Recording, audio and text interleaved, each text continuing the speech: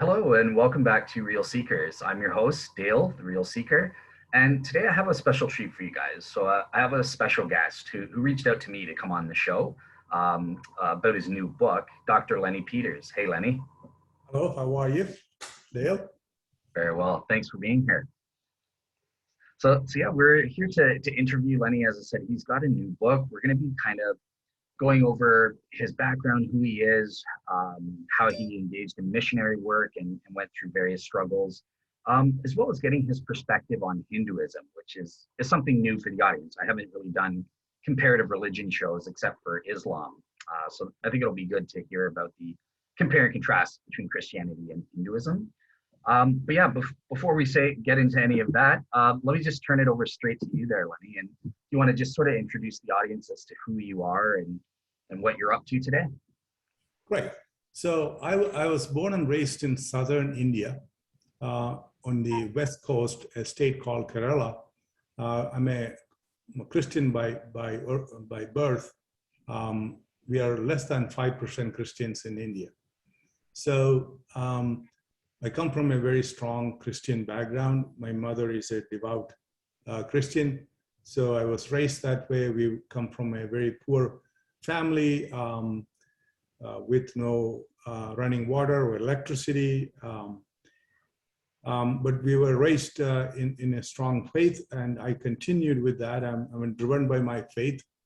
I was able to go to pre-med and leave my village at age 14 and graduated straight to medical school from 10th grade and finished medical school very early in India. And I had a desire to go to London and study more, which I did. Arrived in London and have 2 more degrees after MD from there.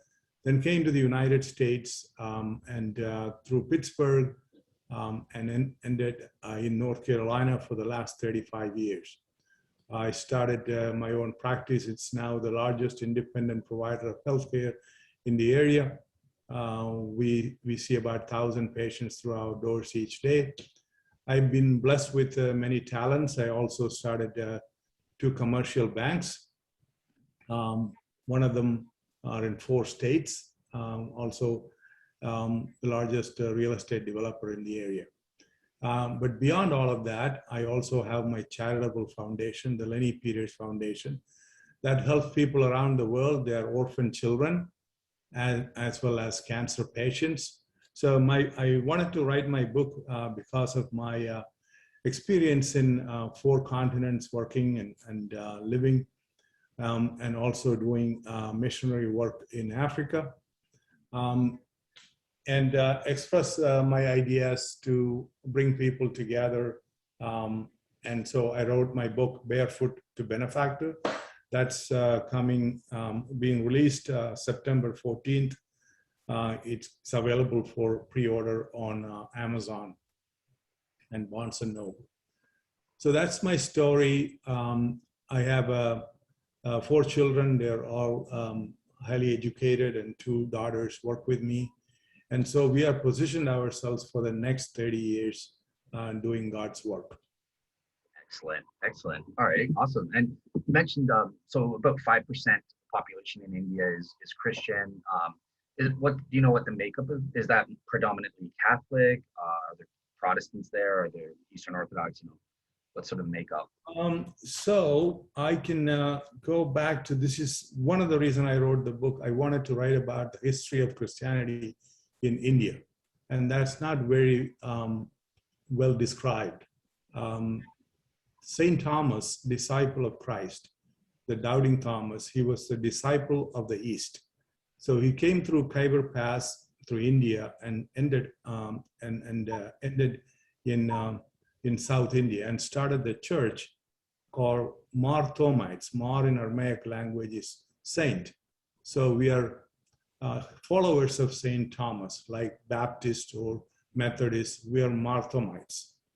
So that started 20 years after Jesus passed. So that's our heritage.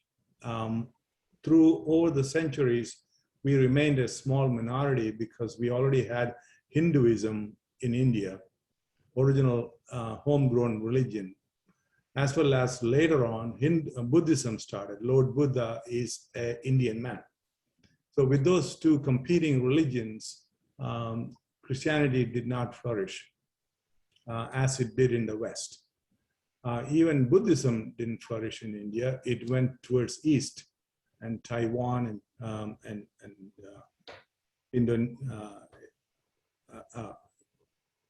the countries in Far East adopted that much better, Thailand, and so on.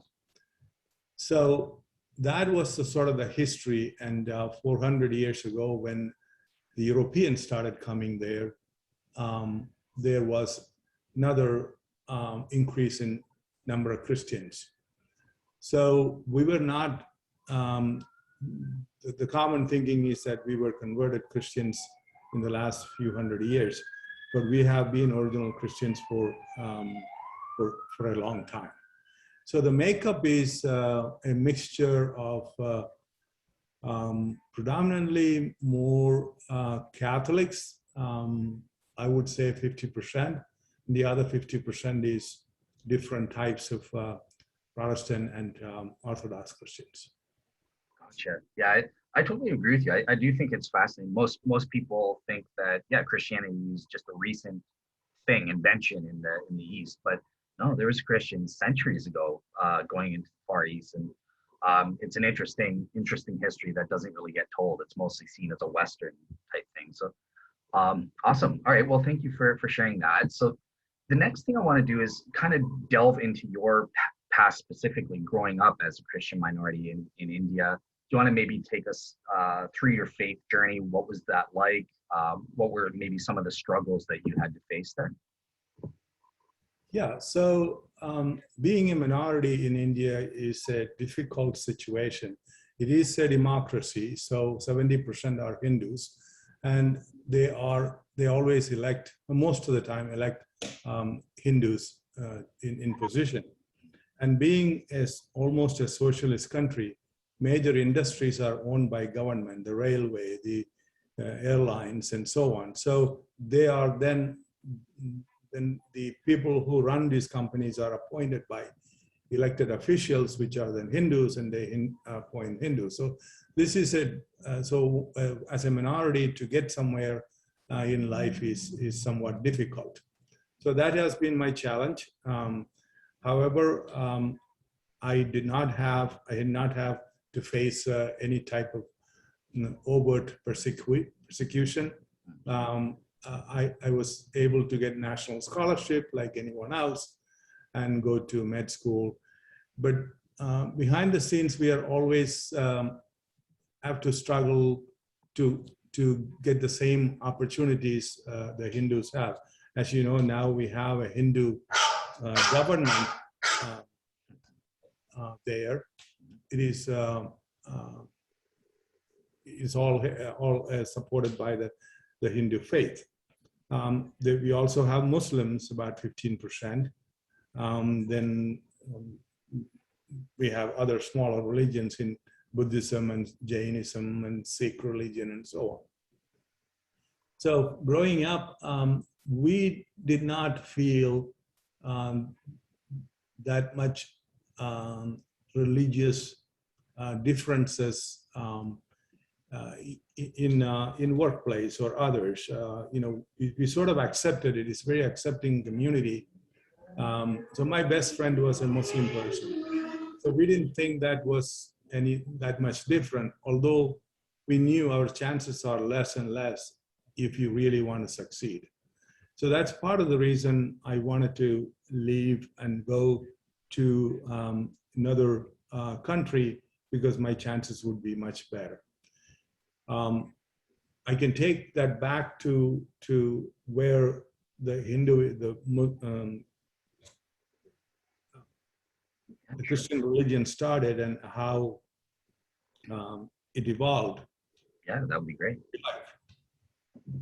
Yeah, go ahead. That would be great. So there comes the religion about a God or Jesus who died on a cross. That's the message. from Christianity years ago. So the evidence that St. Thomas started the church is that our prayers are in Aramaic language that Jesus spoke, and it's not spoken in the Middle East anymore. So we have true, and there were churches that are built over and over again on the footstep of St. Thomas. So the names of people, our older generations ago, as you know, Matthew, Mark, Luke, and John did not live when Jesus lived. They were English names. That Bible was written later. But George was Jores, John was Yohanan, Peter was Patros, Matthew was Matthias, David was Dawood. So those were the old Aramaic names, and we have them in our families. And I changed my name. I was 4 generations ago, we were Patros, Peter. But with the British arriving, we asked for protection. And they said, if you change your name to British names, we can somehow give that protection. So we changed all Patroses in my family tree, changed to Peters. So that's why I have that name. But there are others, John, Yohanan. Yohanans didn't change. I have a cousin who lives in Texas. He's still a Yohanan. There is another niece who lives here in North Carolina. He's still a Patros. So we have a strong background for Christian faith. So when Christianity came there, we had already had Hinduism well grounded, and country was ruled by various numerous kingdoms and kings and rulers. So there were the class system, the royalty, and then the second class is the writers, the thinkers, the poets, the doctors, engineers. Then comes the priests and the soldiers, and the last are the workers. So the class system was well established with the Hindu faith. Hindu faith is also based on 4 mythological gods. There are no living gods. So those gods were very powerful gods. They were one person can beat an army of 1 million single-handedly. One god can carry the largest river from Ganges, from Himalayas, and then carry on the head and bring it to India. So all those faiths are based on strong, powerful gods who can protect and support the common working man. But that was the situation then. And then here comes a religion, speak about a God who died on a cross, or God's son who died on a cross. And the common man, the workers said, how can this religion help me? I want rain, I want favorable weather that I can pray to God that will bring, and I can have more produce. So they were not going to change. Of course, the second level, the soldiers and the priests, their allegiance is to the king. So they were not going to change. The king cannot change the religion because his power comes from his God. They are not living gods, but somehow he has made everybody believe that he was the chosen by the Hindu gods. So he was not going to change. So that leaves with the second group of people. We call them the intellectuals. They're the writers, the poets, the doctors, the engineers. They started thinking, and they realized that the highest form of bravery is to give oneself up for someone else. So if we are shooting someone because we are afraid that that person will hurt us, but if we have no fear and say, I'll give myself for the sins of everyone else, that is the ultimate form of bravery and strength. That's what Jesus brought. And that's what Jesus represented. So they started changing. They understood. So they started changing many centuries ago. However, the kingdoms and the kings wanted their help. Without their intellectual property, the king cannot rule. So they made a deal to send Christians in the mountains, pockets of Christians, and said, you could go live there, but I will contact you, bring information, but I don't want this to be an open forum where you became Christians. So the deal was made. Pockets of Christianity grew in various parts of India, in the mountains. And that was the start. These are not well written. And so when Vasco da Gama, the first Portuguese sailor, or first European sailor that came around Cape of Good Hope, Africa, and landed in my hometown at the tip of India, he said to the king, and we were a very welcoming community. We were not fighters or warmongers. There was silk, there was spices, and the Europeans wanted to see these things, and that's why Indies was the place everyone wanted to go. Even Columbus was set up to go to Indies, but he took a right turn instead of taking a left turn at the tip of Africa. And he ended up in Americas, and he realized these were Indians that he was looking for, but it wasn't true. Vasco da Gama, on the other hand, took a left turn and went to the tip of India. And when he arrived, he was welcomed to the kingdom. And the king said that, we want to welcome everyone, and we are peaceful people. And Gama said, I am Christian. I come from the influence of my queen and Pope. So that his king said, that's good. We will guide you. We have Christians up in the mountains, pockets of them. We will let you see and meet them. And Gama goes to see them and tells the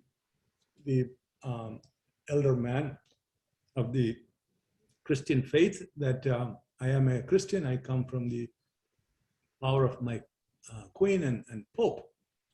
And the Christian elder said, we are Christians too, but who is Pope? So that's a very interesting, they didn't know any of these things happened in Europe, the change of Christian religion. So I speak about this in different churches and so on. So that's and how the European influence came, and a lot of people changed their names. In one section, one part of my family, they all have Spanish names. They are Lopez.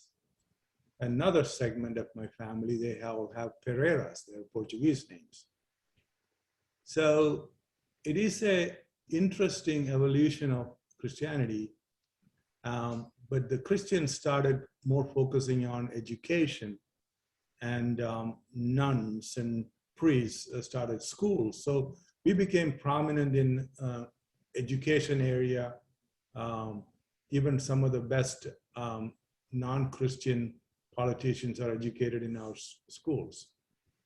I find that, oh, sorry, I didn't mean to interrupt, but I'll just say quickly, I find that really, really interesting that in India, it shows that we have to be diverse and flexible and meet the demands of the people we're witnessing to. So, because I hear a lot from skeptics that, Christianity was just about from the bottom up.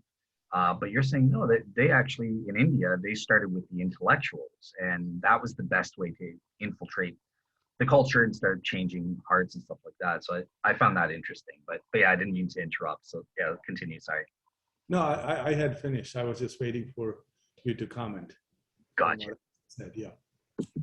Awesome. So that's the sort of history and why these different names that comes from the European names. And we became in my state, Kerala, there are 21 states. We have the highest number because the southernmost state. We have about 30% Christians, but for all India. So I wanted to do something when I have been successful and blessed. I wanted to do something for the faith as well as for the poor people. So that's why I started my foundation, and the primary focus is to have orphan children and raise them in a Christian environment, and also cancer patients, supporting churches and monasteries and convents. So we have 8 centers now, either for the prayer centers, children's centers, family centers, is based on the foundation branding, the Lenny Peters Foundation. So we opened another one in Africa this year in Johannesburg. So we are, it is a very, I would say, faith-based way of helping people. We don't go and, talk about changing religion, but we take an approach. For example, we take all types of children into the orphanage. They're Hindus or Muslims, but we raise them in a Christian environment, and 100% of them become Christians.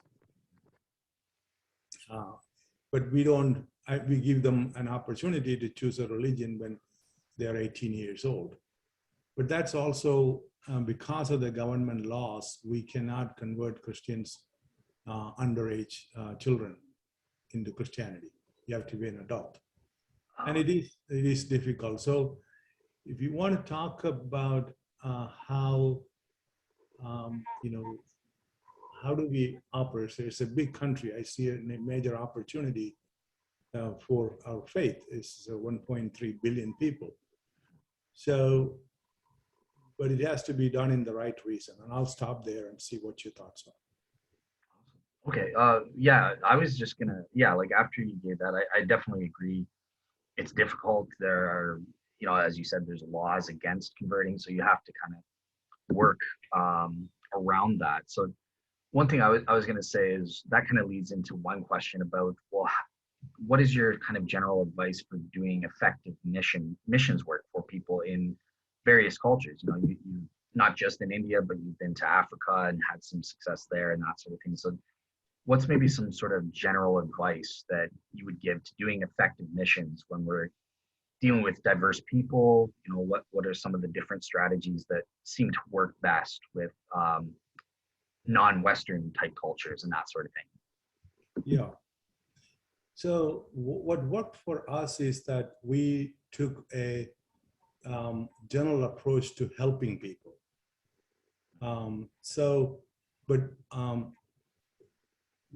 Either it's a group of patients that need help, and we also use existing infrastructure, such as the archbishop and various priests and churches and nuns and Protestant pastors. They're already there, and they are Indians. They look Indians, they are Indian, they can speak the local language, they are embedded in the community.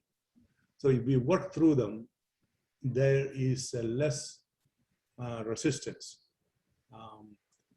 And we definitely need to follow the laws, because we don't want to get into doing anything illegal. But there is a lot of room to operate. And what we found is that if and a model that Mother Teresa used was to start with people who had leprosy, but then she went on to do children's homes. But at the end of all that, she had 550 homes. And my team asked me, where are we going to go? I said, she also started with one center, and we are not up to 8 centers, and we'll continue to grow depending on what God's plans are. So the idea would be to work with existing groups. I can see when we send a European looking or a Caucasian person there, right off the bat, there's a suspicion because of the history of colonialism in India, what the British did there and so on. there is suspicion, there's a lot more resistance. So I myself, although everyone knows I'm an American citizen and the best American I can be, I stay in the background. And I've used a lot of people as workers, volunteers, and we have a team of people go to small villages every day and find people who are terminally ill and help them, and we pray with them. We have people who go and pray with them. So that sort of changes their mind and see the goodness in our faith. And the conversion rate is very high. As I said, almost 100% become Christians. 1 in 10 become homegrown missionaries. Oh, that's awesome. That's the strategy. One thing, this isn't on the list of questions, but I'm interested because you are a medical doctor. So I have a friend named Caleb Jackson who's kind of researching about miracle healings and from around the world. I'm just wondering, when you're doing your missions work and healing, have you encountered any types of healings that you think might be miraculous, or is it all fit within the naturalistic framework? We pray with them. I am a very faith-based doctor. I have 6 degrees after my MD. Mm-hmm. I still believe in God. I am one of those people who embroidered on my white jacket, I treat, God heals. The healing comes from God or from another source. But we have to use the knowledge we have to treat patients, whether it's through prescription or procedures or surgery.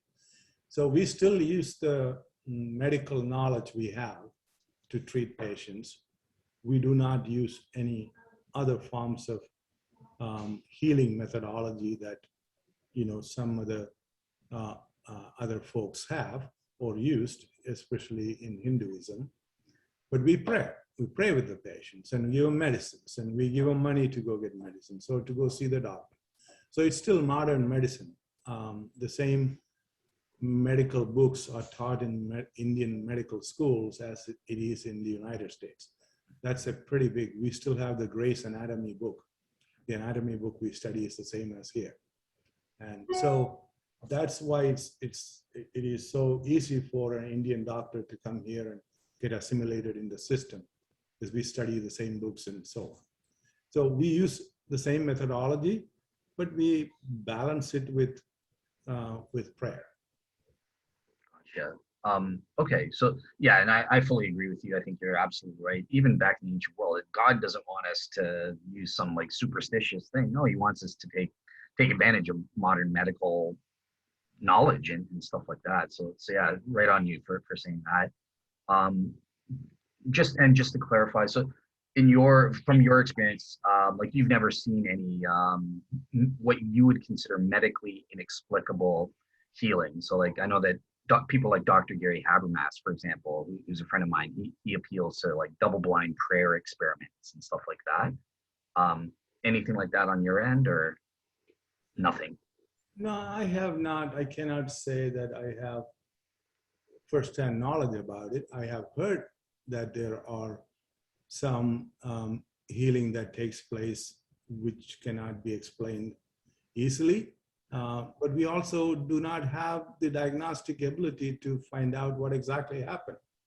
Gotcha. So I have not, in my life there or in Africa or in United Kingdom, I have not firsthand experienced that, but I did hear about them. Perfect.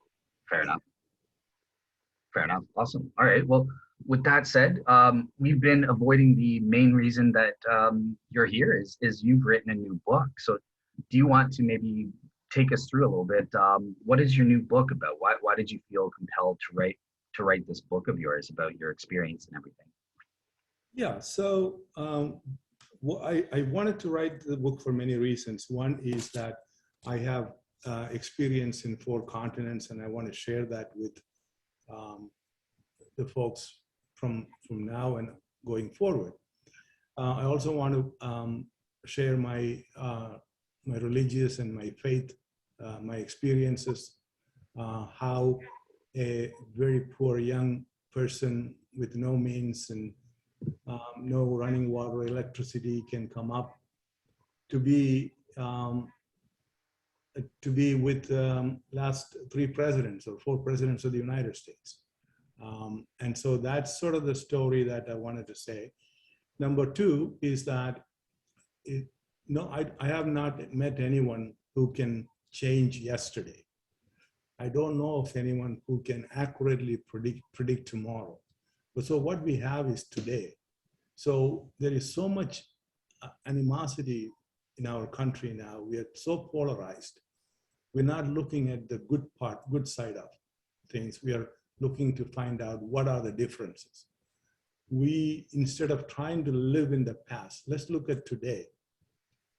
And let's look at tomorrow and see how we can make tomorrow a better day for us and our children. We all have the same ambitions. We wake up in the morning, go brush our teeth and look in the mirror. We don't ask which political party we are. Or we all say, okay, what is for breakfast? How do I get my children to school? So I wanted to bring some people together. I wanted me to be an example of that. I have experienced prejudice in every continent. Even in Africa, in Nigeria, I was not black enough. So I was prejudiced. In Europe, of course, I was too dark. Here I was a foreigner speaking English with an accent. And in the South, I had a lot of prejudice. But I can go back and I said, okay, this is what I experienced, but let's go back and look what my forefathers had experienced in India. So there were 15,000 Indians. This is all in my book that's called Barefoot to Benefactor, coming out in Amazon. It's ready for pre-order. If you just go to Amazon and put in Barefoot to Benefactor, it will come Dr. Lenny Peters. So 15,000 Indians against 1 British soldier. Yet the British took over the country. So I wanted to know, I was very troubled during my teenage years, why that happened. I could have taken 2 courses. I could have get very angry at the British for what they did, or I could look at their better side. What did they do good? They put railway from north to south, east to west, gave us the international language. That's why I could write a book in English. And I could practice medicine seamlessly in this country. So if you look at those good parts, I said, I want to know who these people are. I want to go be with them. I want to be like them instead of hating them. So I did my best effort to go to United Kingdom. I didn't know anyone there. I needed a sponsor. I had no money to buy a ticket. So one day, a distant friend of mine said, I know you're very troubled because you want to go to London. My father is a ticket collector in British Rail, and I will ask him, he will sponsor you. He's a very poor man. So he made that happen. He sent me sponsorship and sent me 100 pounds in cash to spend on my trip. Then I had a Soviet-made motorbike. I sold it. And I also borrowed from my family and friends another $1,000. And with the money I had, I bought a ticket and I arrived in London, Heathrow Airport. This man I never met comes with a blanket and put around me to keep me warm. And he said, Lenny, this is Heathrow Airport. This is West London. This is where the rich people live. One day you will live here. But today we are going to East London where all the poor people live. So we go to his home. There's 5 men there. There's 5 rooms. Each one has 1 room. And he has a stove in his room to cook fish and chicken. Rice and chicken. So he said, we have 1 bed. You sleep on the bed. I sleep on the floor. And he cooked some rice and chicken. That is my first day in London. So another reason I wanted to write this book is that there are angels like him all around. They don't have wings. but we need to open our eyes and soul to see them. So I have described many angels like that in this book. First I wrote the book and I put the title as Angels in My Life. But then the publishers and others said, let's just change it a little differently. And that's how we came with Barefoot to Benefactor. So I can go on chapter by chapter to show there are angels around us. But sometimes we are so angry that we don't look, we don't open our eyes and soul to find them because they are around us. So from that moment, I had to take an exam in 2 weeks to get licensed there. I did. And I was able to stay in London, work, and I met many good British people. One of those British people, Sir Grey, he was a knighted person in the royalty, and he had 3 hospitals. And I became his #1 man to look after his hospitals. So he has a home outside London, a palace. His gift to me for taking care of all his hospitals and patients, I had 50 other doctors work under me. This is a few years later. I from day one, sleeping in a one room to when I left London, I was in charge of all these hospitals. I have 2 degrees from London and Dublin, member of the Royal College of Physicians. And I was his #1 person, Sir Grey. So his gift to me was to play croquet every Sunday at his house, at his palace, outside London, and have dinner with a bunch of other royalties. So for a young man was born in a home, in a little hut without running water and electricity, when I left London, I was playing croquet and having dinner with the royalty. Wow. So that's the story that we need to say. How does that come? Because using the power of forgiveness. So if we can forget a few things and say, I forgive, let's look at tomorrow. I could have been very angry at British people, but I wasn't. I took the other approach. I wanted to be like them. How did they do this? One person against 15,000 people. They changed their minds. They made us fight against each other. Then I even questioned, is Indians inherently weak? Is our genes wrong? No, look at Microsoft CEO. It's an Indian guy. Google CEO, Indian guy. So we are very blessed. We are highly intelligent group of people. You go to many hospitals, a lot of them are Indian doctors. 38% of all foreign graduates are Indians working in the United States.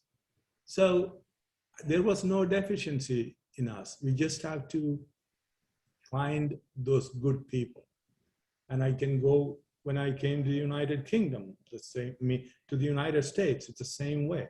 People come from nowhere and be an angel to help. So that, I think, is because of the faith, the Christian faith that I am so firm on, I'm grounded on, gives me that opportunity to do it. So that's another big reason I wanted to write this book, because you can come from, it's not where you come from, it's where you're going. We say that all the time, but we need to have examples. I could have been much, much wealthier person, but I chose not to be.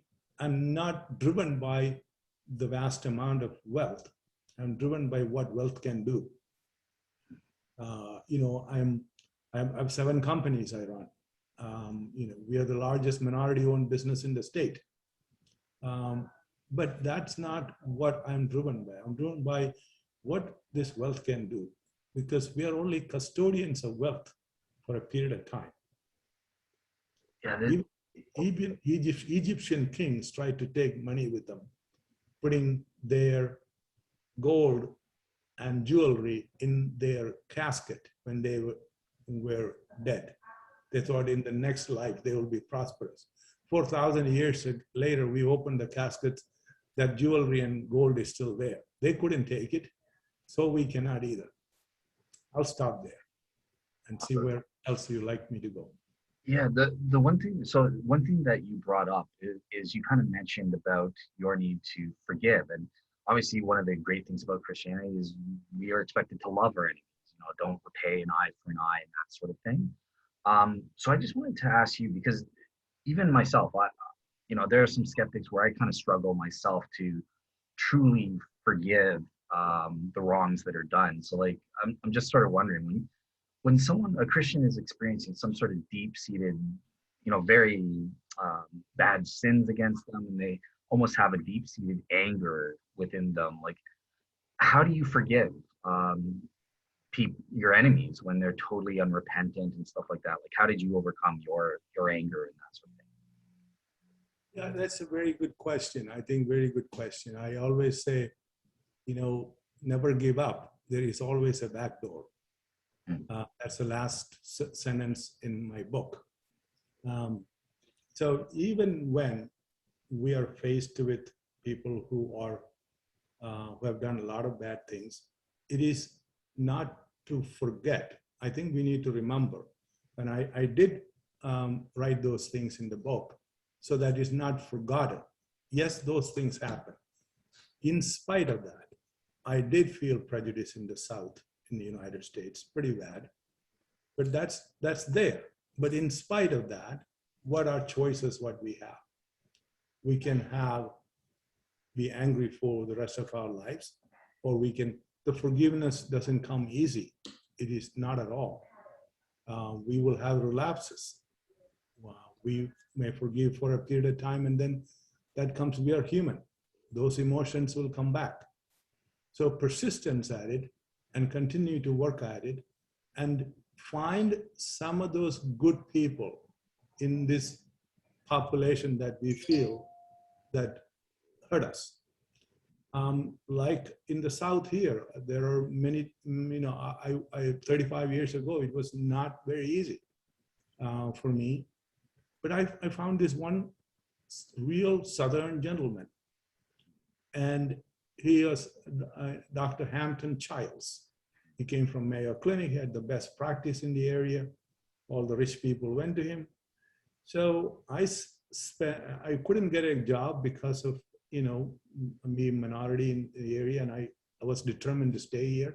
I could have gone to San Diego or Tampa, Florida, better accepted as a minority. But I said, no, I am not leaving, I'll stay here. So I sent 100 letters to different doctors to buy a practice, and he responded. Because of my name, he thought I would be a Caucasian person, Lenny Peters. So when I walked in to meet him, he almost fell off the chair, but he recovered, and he said, Lenny, come sit down and talk to me. So I told him my story. And he said, if I ever sell the practice, I'll only sell it to you. Give me 1 week. And 1 week later, he called me back and said, I'm ready.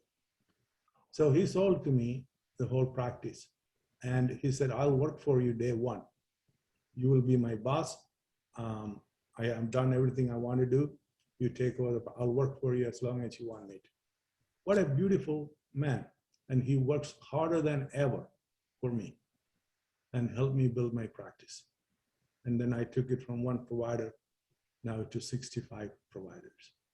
So that is an example of how, if we keep looking, we will find people who would inspire us to forgive more.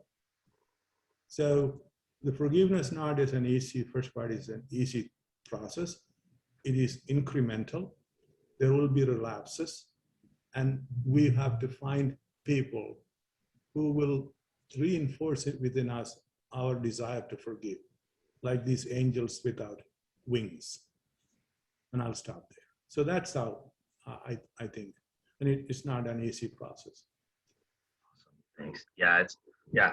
Thanks for giving your take on that, because like you said, it's a long-term process. You need to work at it and that sort of thing. It's not like, oh, you can instantly forgive. You need to work at it, especially when it's kind of really egregious sins and stuff. So yeah, I think well said on that front.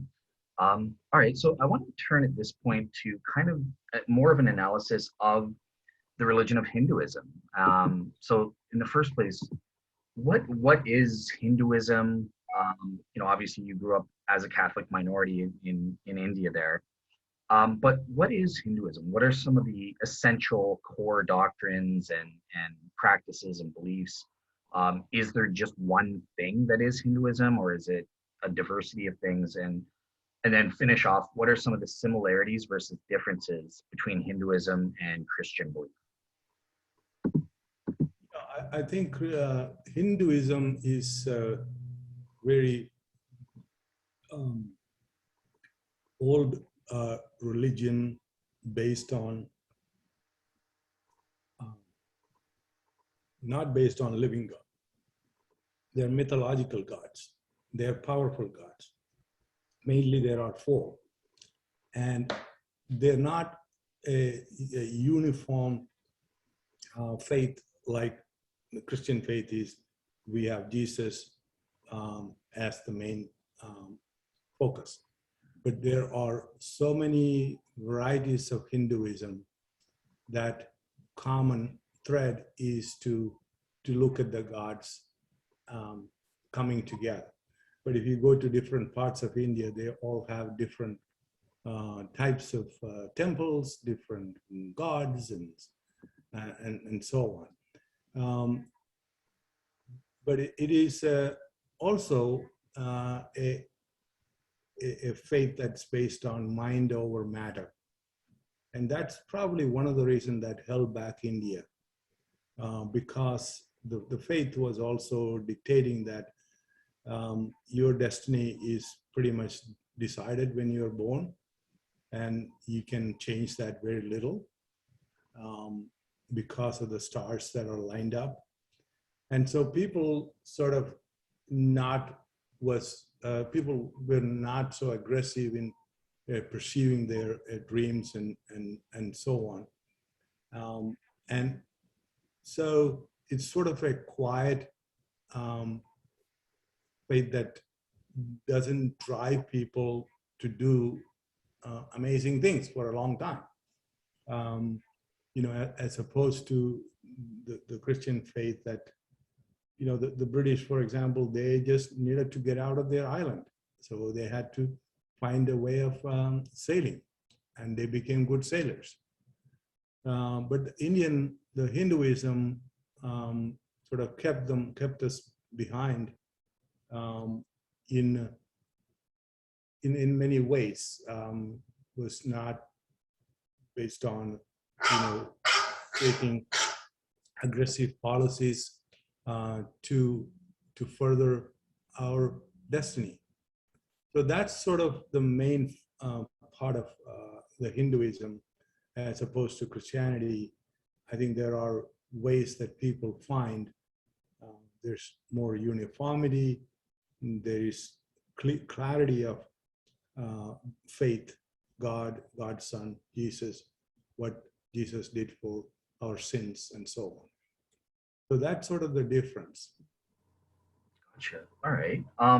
Now, what do you make in terms of, obviously you're engaged in missionary work, but going back to the people that kind of appeal to intellectuals, what do you see as some of the differences between the evidences that Christians give in favor of saying Christianity is true versus Hinduism? Like, what are some of the positive evidences they might appeal to say that Hinduism is actually true?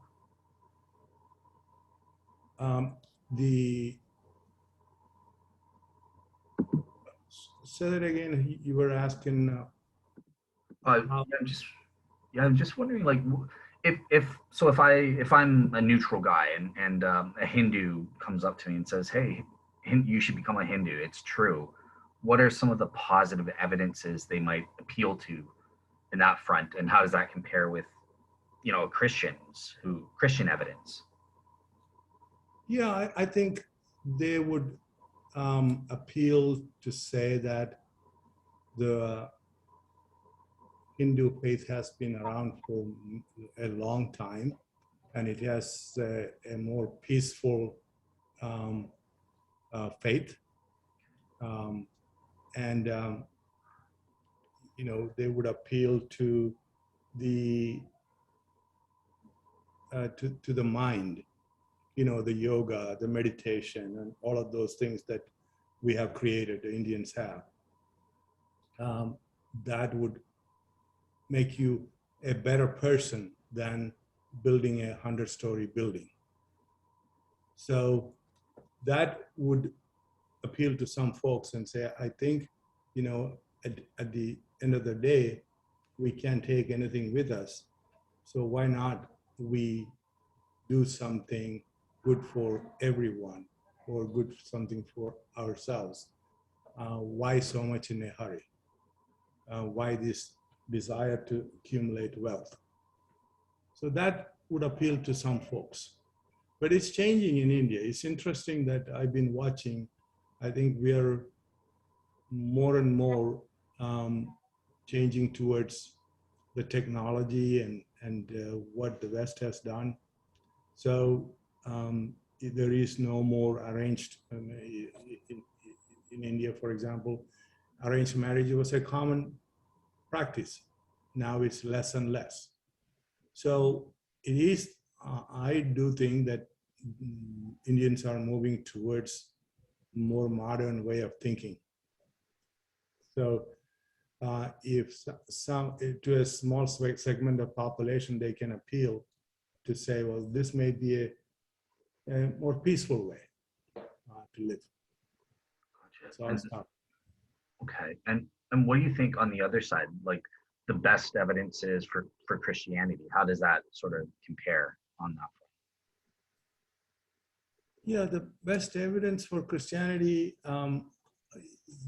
we have been able to further ourselves as Christians. Have we have done some things that we could have done better in the past? I think yes. We may have used Christianity as a reason to do some things that we could have avoided doing. But that's in the past. But it sort of gives an organized process for people to have faith. There is some principles involved. It is not, as opposed to Hinduism that is so diverse and there's no, structure to it. I think Christianity is more structured. That is, in a way, it's good for people to understand and believe in. I think if I were to tell someone about Christianity, I would start with saying, this is what Jesus did. He gave his life for us. And so I can't say that to someone to promote Hinduism. Gotcha. All right. And one last quick follow-up on this. So I'm not sure if you how familiar you are, but with things like Christian apologetics. So some people will appeal to, well, we can provide historical evidence that shows Jesus rose from the dead. I'm not sure if you're familiar with those types of apologetics arguments. So I'm just sort of curious if you're aware of that in Christianity. Is there anything like that on the Hindu side in favor of Hinduism apologetics, so to speak, or? No, there isn't. They are fully engaged in all the beliefs they have in. They do believe in the strength of the mythological gods. And I don't think that as a negative thing. And I think if we all have some good faith, then that's a better situation, have no faith at all. So I don't fault them for it. But they were able to consolidate their thought process and make that into a political party and have a Hindu party rule the country now for the last 10 years. That never happened before. Gotcha. All right, awesome. All right, so Looking at the opposite side, sort of negative evidences, what do you think are some of the main reasons people shouldn't believe in Hinduism, and how does that compare to reasons that skeptics of Christianity might give to try and falsify that? Um, I don't know. I can say to someone, you shouldn't be should not be a Hindu. I would prefer not. I think Mahatma Gandhi once said, I wrote that in the book, and he is a Hindu, he's a devout Hindu, but he said a Hindu should always try to be a better Hindu, a Muslim should try to be a better Muslim, and a Christian should try to be a better Christian. In that, we will all win together. So I think it is okay to say that, but I look at it as say we're all, this is the faith that I know, this is the faith that I was raised in, and I have firm belief in it. So I can give my example and the example of many others that have helped me based on my faith as a reason for others to look at Christianity. And I wouldn't want to say don't be a Hindu, that would not be too Christian either. So I think there's a lot of good things in Christianity that we can talk about and show what Mother Teresa has done. Show those good examples. When no one wanted to help those people, why didn't a group of Hindus come and help their own people? Why did we do this in the name of Jesus? So those are good things that we can talk about. And there are many others who has done so many good things. So I'll stop there. Awesome. All right, cool. All right, so I do have a couple quick follow-ups questions. So this is question 10. It's just kind of other issues. So um, I asked you before about good strategies for missionary work in terms of, non-Western other cultures and that sort of thing. And you kind of mentioned certain strategies that you take that you find work. Are there any strategies that you find don't work with particular things that we should know about? Yeah, I think more and more it becomes clear that if we send from here, for example, I see this pattern sometimes. A church would say, okay, let's raise money and send 2 young Caucasian people come out of college to go to South India and do missionary work. I think it's a less productive for the time, energy, and effort that we put into to do that, if you did that, the conversion rate. Because it is a Herculean task for that person to understand the culture, right? From the very start, they'll be resisted. They would be, people would be suspicious of them. I think that is if I have to speak to our group's evangelists, that would be something I would point out. I think it's a better way to find locals and support them. And I can see that the same strategy that works in Africa, that works in India. So, because of our background, because a lot of political things happen, when you say I'm from America to young people going to say Thailand or India, it is a difficult process, difficult challenge. I have all these centers there. I get a lot of requests from people from the United States, white and others, want to volunteer. My difficulty is that I now then be responsible for their safety. So that's one issue. And their illnesses that they can catch, because locals are already immune to various gastroenteritis and other food poisoning stuff and other bacteria there. And these folks go there can get pretty ill. So that's the second issue. Third, how do I then help them spread the word of God? So the strategy, I think going forward, we need to continue to look at it closely.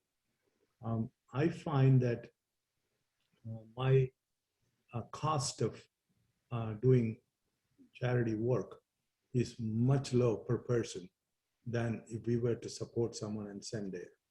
So, and it's not that difficult. We can find in any part of the world, but India is a large country. Why go to a place when there's 10,000 people or 10 million people? We have 1.3 billion people.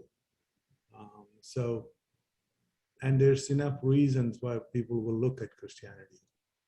So my approach would be to look at something like that. In all 100% of the proceeds, 100% of the proceeds of my book goes to orphan children and cancer patients.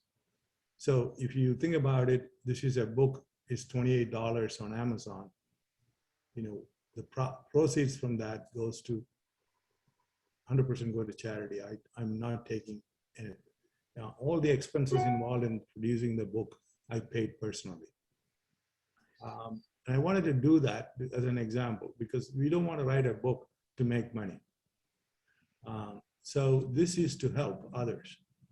So if someone places an order for Barefoot to Benefactor on Amazon or Barnes & Noble online, then all of that goes to helping this process. And that also helps orphan children become Christians and many others. Gotcha. So I think that's the best strategy. I'm not saying I am the only channel. There are many, many channels. But if anyone wants to make a most cost-effective contribution towards helping Christianity or helping spread Christianity around the world, Lenny Peters Foundation.org is a good website to go to. And you can also donate there. There's in the middle of the opening page, there's a donate button. And it's a 501c3 completely tax-exempted charitable organization that has been around for close to 15 years. Awesome. Yep, and I'm going to put up the links to your book as well, so if people in the audience, you can click on that and go ahead and support Lenny there. I have one last question. Is that okay? Or yes. Yep. All right, cool. So the last follow-up question. So we've kind of focused primarily on Hinduism. Obviously, that's the majority religion in India. But there are other religions that are there's Jainism or Sikhism. So just as kind of a general question to you, how do your strategies differ compared from Hinduism to dealing with a Jain or a Sikh or something like that? Or is it just all the same? Jains and Sikhs are still a minority. And so from an economic perspective or from growing up, they were not a threat. They were just like us, a minority. But their faith is somewhat different, but nothing closer to Hinduism than to Christianity. So, and there are only pockets of them in India. Gotcha. I think they're somewhat different. Their temples are different. Their faith is different. Has not been able to enlarge their or increase their faith base for many centuries. Gotcha. But one of the important part is Buddhism. Lord Buddha, again, same thing happened to Buddhism as happened to Christianity, because Buddhism talked about philosophy, ideology, how to make a person happy, how to make others happy. And common man doesn't want to hear any of this. He just wants to know how God is going to help me. Give me food and water. Help me build my village. Yeah. So Buddhism never went anywhere that much in India. However, to the further east, there was a vacuum of faith. So they were able to pick that up pretty easily. And we still make a joke that Lord Buddha is an Indian man. Don't forget that. So,